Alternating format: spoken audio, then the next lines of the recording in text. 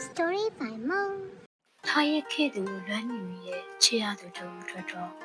နေ့ရက်တိုင်းကငရေရီလိုပါပဲလေကို့မချစ်တော့တာတိတိကြီးနဲ့အဲ့ဒီသူကိုနင်းနေညံ့ည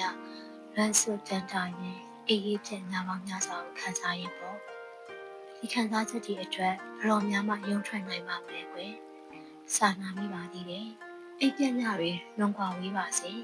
အိပ်ပြက်ညတွေများလွန်နေပြီသူ့ကိုလွမ်းနေစိနေအယူပိုင်းခံစားချက်တွေကိုတကယ်ချစ်ခဲ့တာပါအချစ်ကိုတက်မိုးမထားတဲ့သူတယောက်အတွက်ခံစားနေဖို့မသိဘူးလေ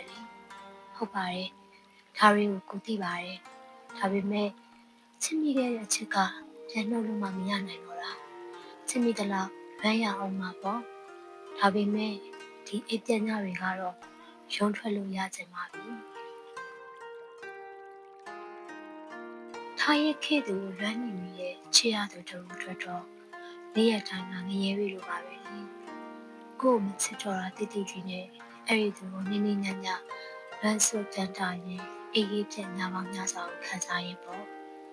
ဒီခံစားချက်တွေအတွက်ဘယ်တော်များမှယုံထွက်နိုင်ပါမလဲကွယ်စာနာမိပါသေးတယ်အိပ်ပြက်ညတွေလွန်ကွာဝေးပါစေ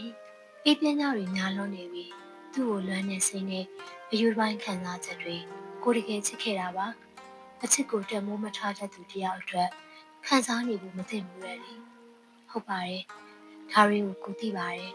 ဒါပေမဲ့ချစ်မိတဲ့အချစ်ကပြန်နှုတ်လို့မှမရနိုင်တော့တာချစ်မိသလားလွမ်းရအောင်မှာပေါ့ဒါပေမဲ့ဒီအိပ်ပြက်ညတွေကတော့ရုံးထွက်လို့ရကြပါပြီ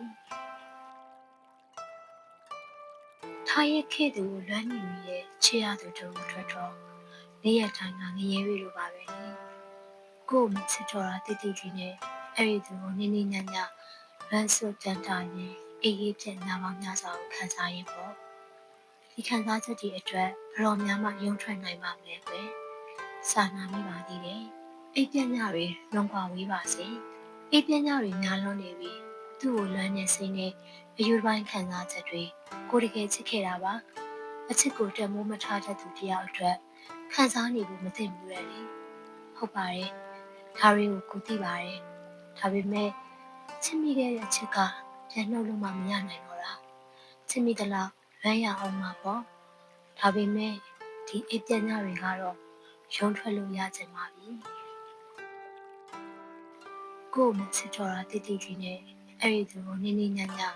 လွမ်းစွတ်တန်းတာရင်အေးအေးပြက်ညမောင်ညစာကိုခံစားရင်ပေါ့အိပ်ပြက်ညတွေလွန်ကွာဝေးပါစေLife Story by Mom